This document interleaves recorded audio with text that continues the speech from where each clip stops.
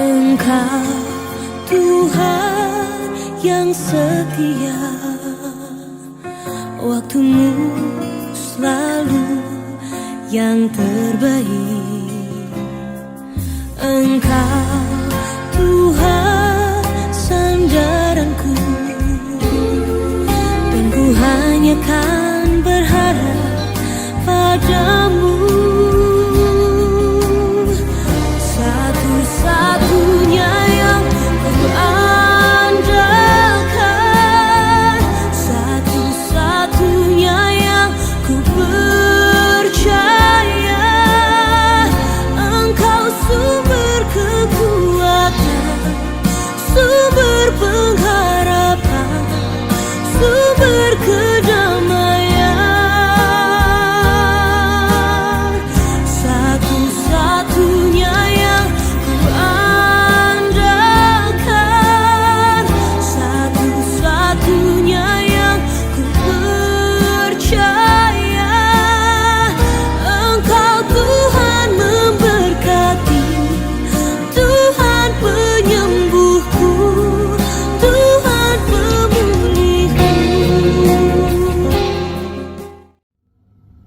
Menjuah-juah salam kepada kita semua, jemaat yang kami kasihi di dalam Kristus, khususnya jemaat GBKP Klasis Jakarta, Kalimantan. Sebelum kita memulai seluruh aktivitas kita sepanjang hari ini, kami mengundang kita untuk bersama-sama merenungkan firman Tuhan dalam sapaan teduh pada pagi hari ini. Sebelumnya mari kita bersatu di dalam doa. Kita berdoa.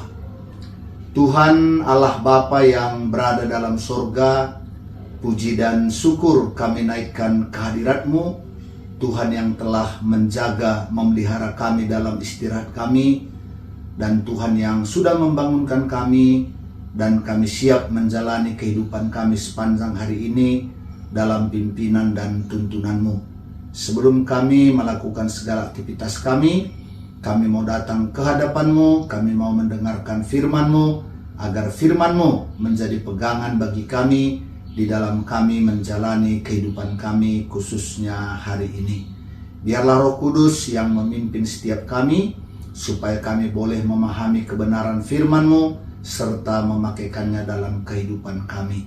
Terima kasih Tuhan, berfirmanlah kepada kami, dan kami siap mendengarkannya. Di dalam nama Yesus, kami sudah berdoa dan bersyukur. Haleluya, haleluya, amin.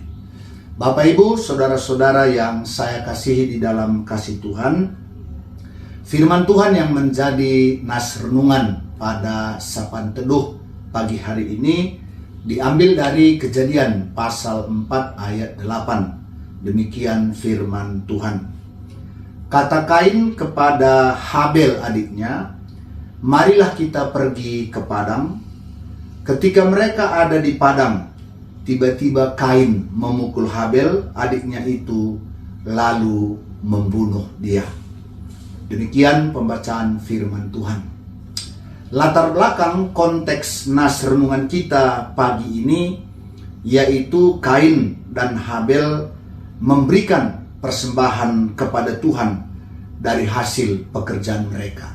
Kain mempersembahkan sebagian dari hasil tanah kepada Tuhan sebagai korban persembahan, dan Habel juga mempersembahkan korban persembahan dari anak sulung kambing dombanya, yakni lemak-lemaknya.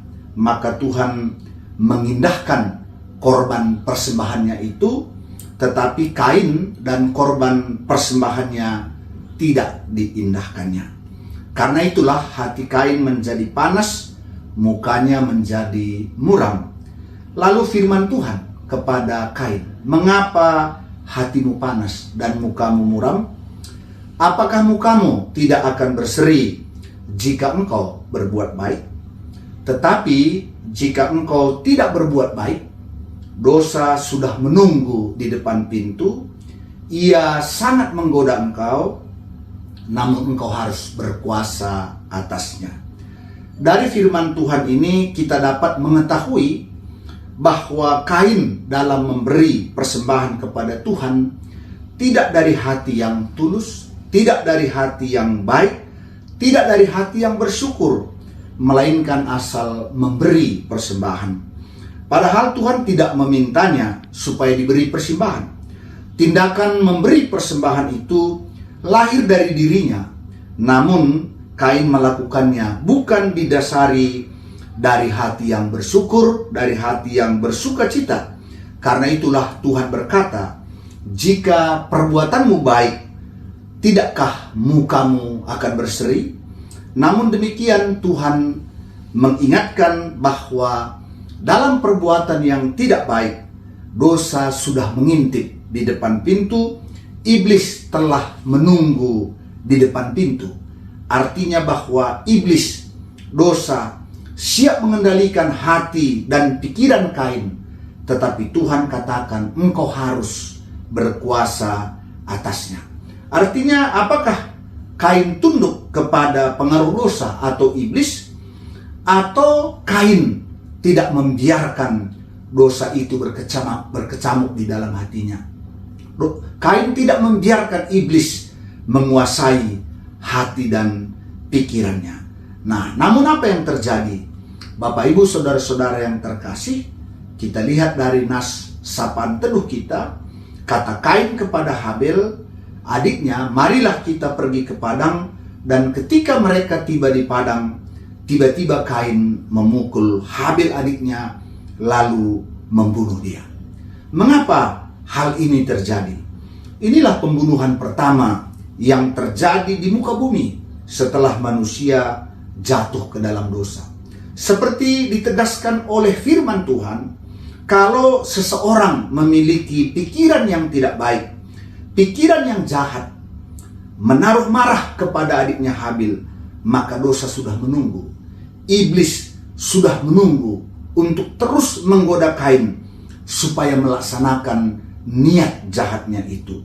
Dan kita tahu ketika mereka di padang, maka tiba-tiba Kain memukul adiknya lalu membunuh dia.